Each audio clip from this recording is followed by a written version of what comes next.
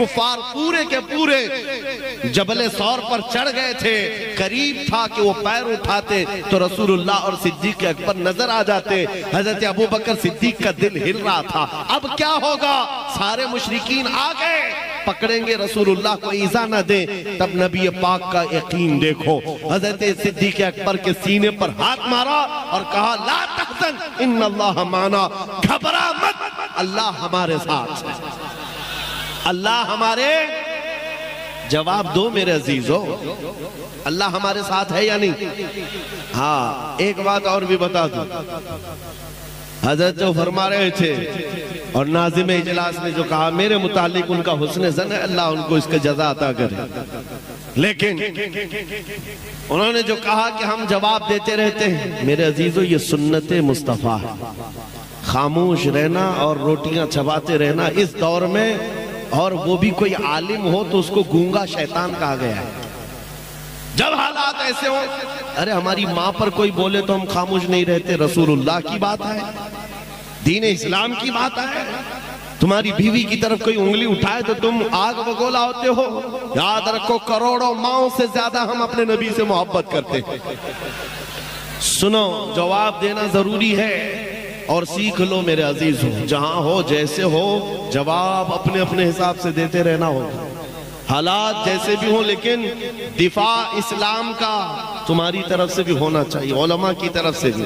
اور میں نے دیکھا ہے اب الحمدللہ علماء کی آوازیں آ رہی ہیں، جگہ جگہ سے آ رہی ہیں، اور اس سلسلے میں اگر میں بکرا بن کر کے قتل ہو جاتا ہوں تو مجھے اس کا ڈر نہیں ہے، میں پھانسی پر چڑھ جاتا ہوں تو مجھے اس کا ڈر نہیں ہے، اس لیے کہ ہمارا نعرہ ہی ہے عشق گر جرم ہو تو پھانسی کی سزا دو مجھ کو، عشق گر جرم ہو پھانسی کی سزا دو مجھ کو، در محبوب پہ لیکن یہ سزا دی جائے۔ میں جو کہہ رہا ہوں جواب دینا ضروری ہے۔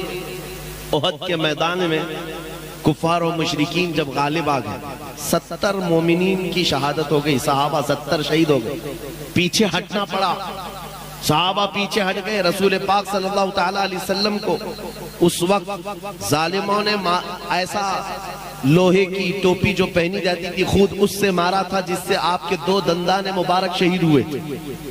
نبی پاک صلی اللہ تعالیٰ علیہ وسلم کو لے کر صحابہ پہاڑ کی ایک چوٹی پر چلے گئے، احد کے پہاڑ، احد پہاڑ کی ایک چوٹی پر۔ جب صحابہ پیچھے گئے تو اب مشرکین کے جشن کا وقت تھا، جب ہم بیٹھ جاتے ہیں یہ ناچتے ہیں کتے، اور ان کو لگتا ہے یہ جشن کا ماحول ہے۔ احد کے میدان میں اب بھنگڑا شروع ہوا، ناچ کود کے ہم جیت گئے، 70 مومنین کو شہادت، قتل کیا، اس میں امیر حمزہ کا کلیجہ چبایا ہے، عبداللہ بن جہش کے 80 ٹکڑے کر دیے، انس بن نزیر کی انگلی کے علاوہ پورے جسم کا کوئی حصہ ہی نہیں ملا، سعد ابن ربی جن کا پیٹ پھاڑ کر کے انتڑیاں نکال دی گئی تھی، یہ صحابہ کی شہادت ہے۔ ایک رات کا دولہ حضرت حنظلہ اسی میں شہید ہے۔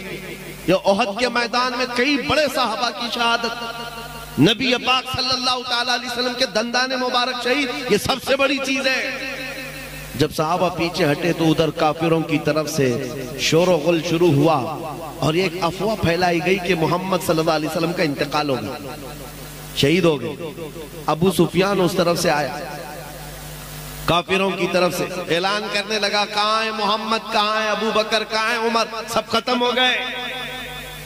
وہ جب میدان میں اعلان ہونے لگا تو میرے عزیزو کیا ہے، آج جو کہتے ہیں حالات کے اعتبار سے خاموشی بہتر ہے، حضور پاک صلی اللہ علیہ وسلم سے زیادہ مصلحت جاننے والا کون تھا، حضور سے بہتر حکمت جاننے والا کون تھا؟ نبی پاک صلی اللہ تعالیٰ علیہ وسلم زخمی حالت میں تھے، صحابہ زخمی حالت میں تھے اور پہاڑ کی چوٹی پر بیٹھے تھے، وہیں سے فرمایا ان کافروں کا تو جواب دینا ہوگا، خاموشی سے سننا نہیں ہے، جواب دینا ہوگا۔ اور جواب دینے کے لیے میرے آقا نے جانتے ہو کس کو اٹھایا؟ عمر ابن خطاب، فاروق اعظم کو کہا عمر کھڑے ہو جاؤ، ان کا جواب دو۔ جب کافر پکار رہے تھے کہاں ہے محمد، کہاں ہے ابو بکر، کہاں ہے عمر، حضرت عمر کھڑے ہو گئے، کہا ابو سفیان سن، یہ ہے محمد، یہ ہے ابو بکر، یہ ہے عمر، زندہ بھی ہیں اور تیری آنکھ میں گڑتے بھی رہیں گے۔ رسول پاک صلی اللہ علیہ وسلم باحیات ہیں، صدیق اکبر باحیات ہیں، عمر بھی باحیات ہیں، کوئی مرے نہیں ہیں۔ ابو سفیان ہکا بکا رہ گئے، اور اس کے بعد اب دیکھو نعرے کیا لگ رہے تھے، اعلو حبل اعلو حبل۔ میں حدیث سنا رہا ہوں آپ کو۔ حبل ان کے دیوتا کا نام تھا، خدا کا نام تھا، جس کی پوجا کرتے تھے، حبل۔ اعلو حبل کا مطلب ہوتا ہے حبل کی جے ہو، حبل کی جے ہو۔ تب حضرت عمر کو حضور نے کہا عمر جواب دو۔ حضرت عمر نے کہا اللہ اجل اللہ اجل، اللہ سب سے بلند ہے، اللہ سب سے بلند ہے۔ پھر ابو سفیان نے پکارا لنا عزا ولا عزا لکم۔ یہ عربی کی باتیں ہیں، نعرے ادھر سے بھی ادھر سے بھی ہوتے ہیں نا۔ ہاں اس وقت مشرکین احد کے میدان میں پکارنے لگے لنا عزا ولا عزا لکم، ہمارے لیے عزت دینے والی دیوی ہے، تمہارے پاس کوئی دیوی نہیں۔ عزا ان کی دیوی کا نام تھا۔ ہاں ان کے ہاں خداؤں میں مذکر بھی ہوتے ہیں، مؤنث بھی ہوتے ہیں، دونوں ہوتے ہیں، مرد خدا بھی ہوتا ہے، عورت خدا بھی ہوتی ہے، گاڈ اور گاڈیس ہوتا ہے۔ عزا ان کی دیوی کا نام تھا۔ وہ ابو سفیان کہنے لگا ہمارے پاس تو عزا ہے جو عزت دینے والی ہے، تمہارے پاس کچھ نہیں۔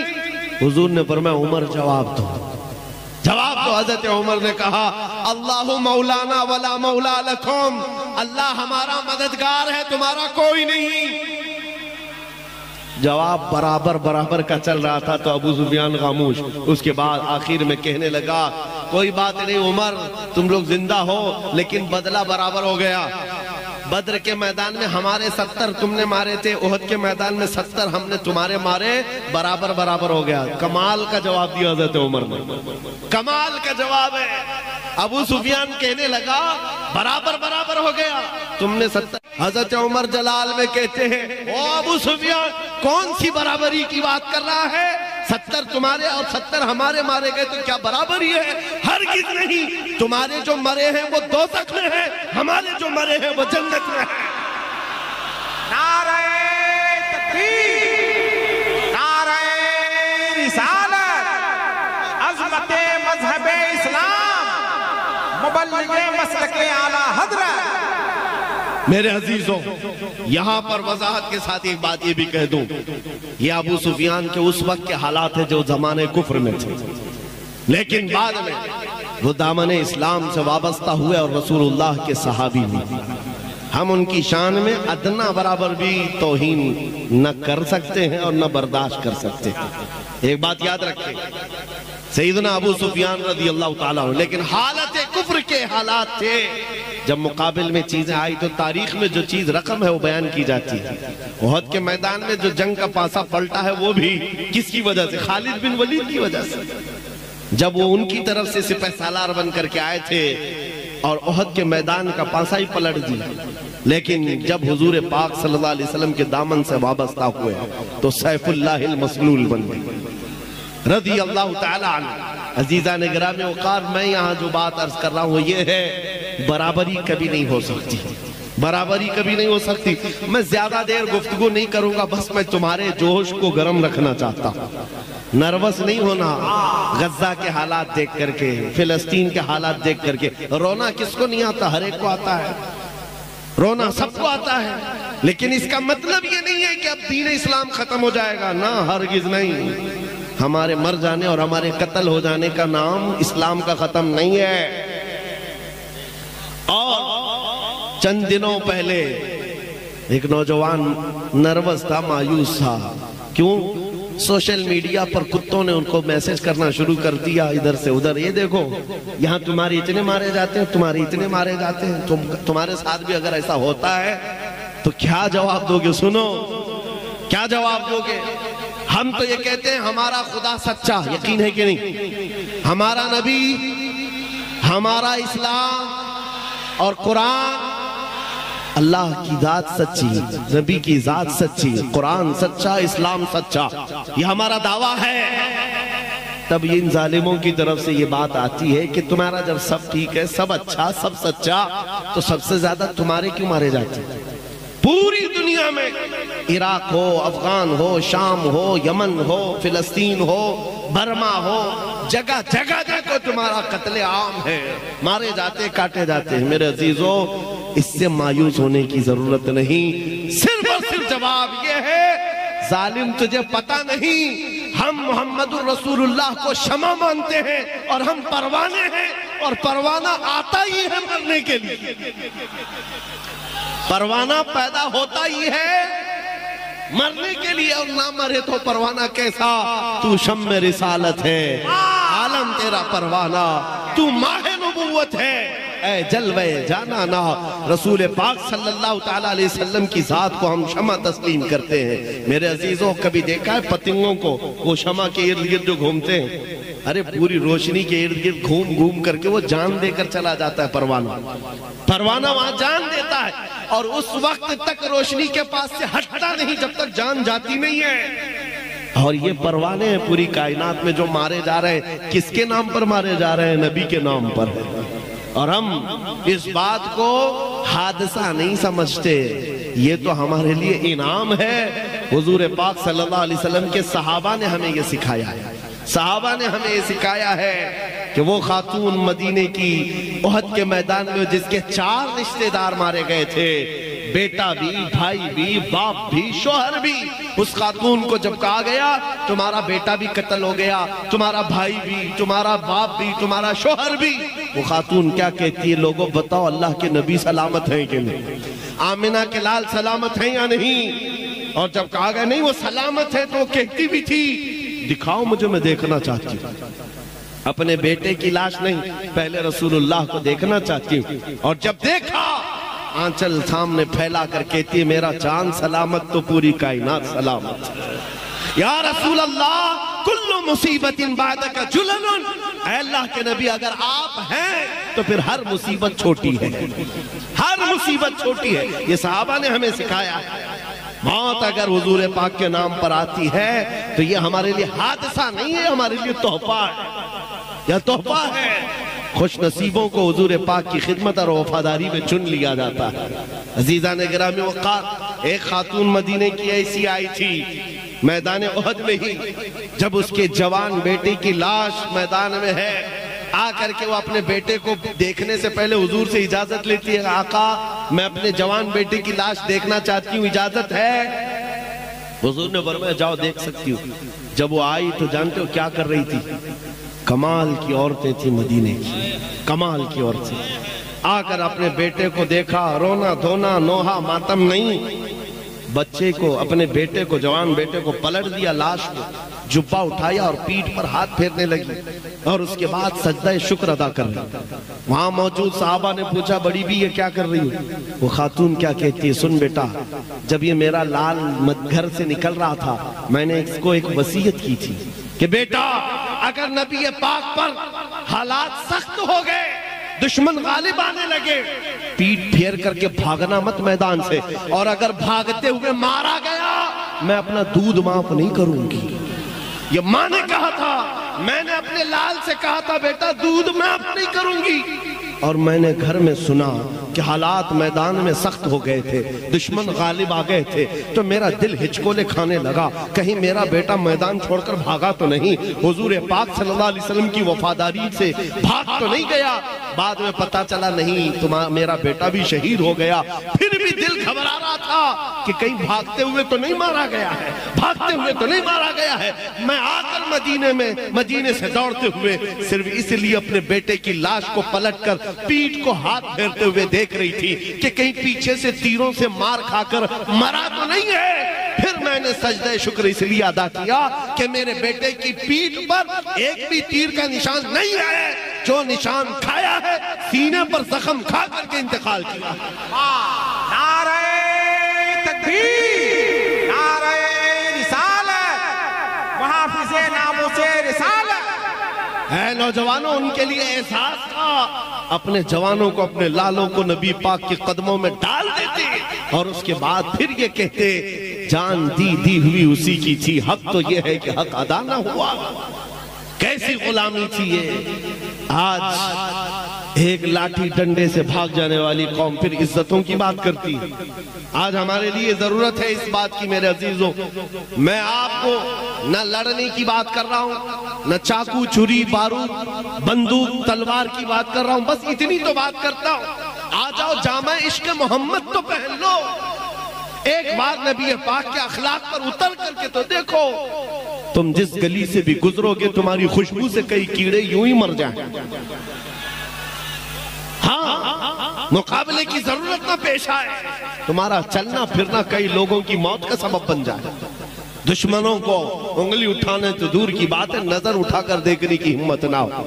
ہم نے دیکھا ہے 100 سال پہلے جامع عشق محمد پہن کر بریلی کی سرزمین سے جب امام احمد رضا قلم اٹھائے تھے، اس کی خوشبو 100 سال بعد آج تک محسوس کی جاتی ہے۔ یہاں تو خوشبو محسوس کی جاتی ہے، لیکن نجدی قلعوں کے اندر آج بھی زلزلہ محسوس کیا جاتا ہے۔ اس اعلیٰ حضرت کے قلم نے کیا زلزلہ پیدا کیا تھا، کیا زلزلہ پیدا کیا تھا۔ کیوں میرے عزیزو، اعلیٰ حضرت کون سی فوج بنائے تھے، کون سی فوج، کہاں لے کر کے نکلے تھے، کس میدان میں آئے تھے، آپ تاریخ پڑھ کر کے بتاؤ۔ وہ بریلی کی سرزمین پر اپنی خانقاہ میں بیٹھ کر کے جہاد کر رہے تھے قلم سے۔ اس کا مطلب یہ ہے میرے عزیزو، حضور پاک کا دفاع کرنے کے لیے صرف تلوار ہی کی ضرورت نہیں، اللہ کریم حالات زمانہ کے اعتبار سے تمہیں جو طاقت عطا کیا ہے اس طاقت سے دفاع کرو، زبان ہے تو زبان سے، قلم ہے تو قلم سے، اخلاق ہے تو اخلاق سے دفاع کرو۔ دفاع ہر میدان میں کر سکتے ہو اور اس کا اثر ہوگا۔ آپ کیا سمجھتے ہیں اثر نہیں ہوتا؟ جو لوگ یہ سمجھتے ہیں نا، پہلے بھی ہم بچے تھے، خام خیالی تھی، ہمارے ایک کے چاہنے سے کیا ہوگا، نکار خانے میں طوطے کی آواز کوئی معنی نہیں رکھتی، یہ مشہور محاورہ ہے، جہاں بڑے بڑے ڈھول بج رہے ہوں وہاں طوطا پکارے تو کہاں جا آئے، لیکن یہ محاورہ الٹا ہے، کیسے بھی بڑے ڈھول بج رہے ہوں، طوطا اگر اخلاص سے پکارے تو اسی کی آواز گونجتی، اسی کی آواز گونجتی ہے۔ 2 سال پہلے جس پاکھنڈی کو ہم نے پکارا تھا، وہ کوئی 50,000 کا مجمع نہیں تھا، وہ کوئی بہت بڑی کانفرنس نہیں تھی، وہ کوئی بہت بڑے میڈیا پلیٹ فارم سے نہیں پکارا گیا تھا، ایک مسجد تھی، سامنے 50 لوگ بیٹھے ہوں، لیکن درد کے ساتھ جب پکارا سٹیک نشانہ سیدھے اسی کتے تک پہنچا تھا۔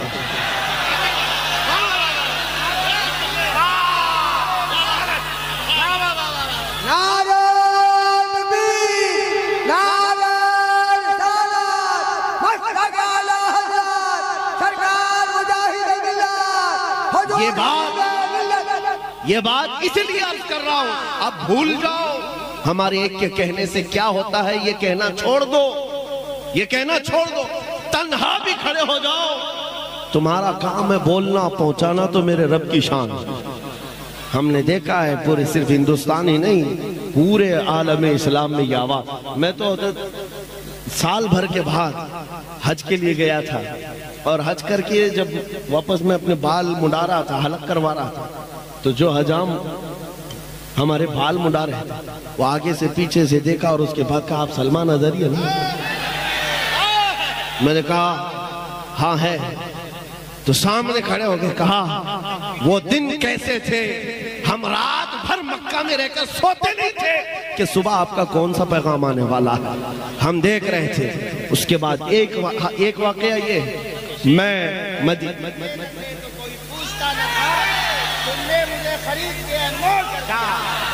مدینہ طیبہ سے ہماری زندگی کا خلاصہ میں بتا رہا ہوں، پورا ہندوستان کتنا چاہتا ہے یہ اپنی جگہ پر۔ مدینہ طیبہ میں حاضری دے کر باہر نکل رہا تھا، صفائی کرنے والے وہ ہمارے ملک سے ہوں گے یا پاکستان سے ہوں گے، ڈریس پہنے رہتے ہیں، اور وہاں پر بھی وہ لال دوپٹے والوں کی ان کی پر نظر زیادہ ہوتی، بچتے بچاتے قریب میں آئے، جنت البقیع کے پاس جا رہا تھا، ایک صاحب آئے، انہوں نے پکڑ کر کہا میں آپ سے مصافحہ کرنا چاہتا ہوں، ہاتھ چومنا چاہتا ہوں، وہاں نہیں کر سکتا تھا، یہاں تک آ گیا آپ کے پیچھے۔ میں نے کہا ٹھیک ہے مل لیتے ہیں، مصافحہ کیا، اس کے بعد انہوں نے کہا رمضان المبارک کے دن تھے جب آپ ہندوستان میں بیٹھ کر اعلان کر رہے تھے اور کورونا کے سخت لاک ڈاؤن چل رہے تھے، مسجد نبوی میں لوگوں کا آنا جانا بند تھا، ہم صفائی کے لیے اندر جاتے تھے اور دل اتنا بے قرار ہوتا۔ رات کو جب آپ وہاں سے کچھ اعلان کر رہے ہوتے، میں موبائل چالو کرتا اور حضور کے قدموں میں جا کر یوں رکھتا تھا اور کہتا تھا کہ اے اللہ کے نبی، اس بندے پر آپ توجہ فرماتے۔ یہ ان کا محبت کا، ان کے اخلاص کا یا ان کی یہ ہمدردی کا اظہار تھا۔ لیکن اسی دن میں نے سمجھ لیا ہماری بات حضور کے قدموں تک پہنچ گئی، یہ ہماری زندگی کی معراج ہے۔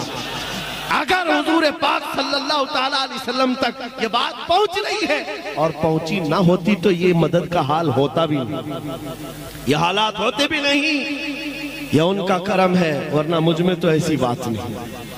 عزیزان گرامی وقار، میں تمہیں یہ بات کے لیے ساری چیزیں بتا رہا ہوں، میں اپنی تعریف کرنا یا بڑائی مارنے کا قائل نہیں ہوں، صرف اسی لیے کہہ رہا ہوں یہ کہنا بھول جاؤ کہ میرے ایک سے کیا ہوتا ہے، یہ سب بھول جاؤ۔ علماء کے لیے بھی ہمارے چاہنے سے کیا ہوتا ہے؟ کچھ نہیں، اللہ کے چاہنے سے وہ تو ہوتا ہے۔ رب تبارک و تعالیٰ جب چاہے جس کی آواز جہاں پہنچانا ہے وہ پہنچاتا ہے۔ ارے میاں، آپ تو انسان ہیں، آپ تو حضور پاک کے عاشق ہیں، امت ہیں۔ بغداد میں تتاریوں نے جب حملہ کیا تھا، پورے مسلمانوں کو ایسا مظلوم، ایسا ظلم کیا تھا کہ بیڑیوں میں باندھ کر کے بادشاہ کے سامنے لا کر کھڑا کیا، اور جانتے ایک پادری کو لا کر کے گستاخی کرائی جاتی تھی، حضور کے شان میں گالیاں دلائی جاتی تھی۔ ایک مسلمان بھی کھڑا ہونے کی طاقت نہیں رکھتا، سب کی زنجیریں بندھی تھی۔ ان حالات میں کون تھا جو نبی پاک کی عزت کی دفاع کر رہا تھا؟ فتح الباری، علامہ ابن حجر اسقلانی فتح الباری کے مصنف، انہوں نے یہ واقعہ بیان کیا ہے۔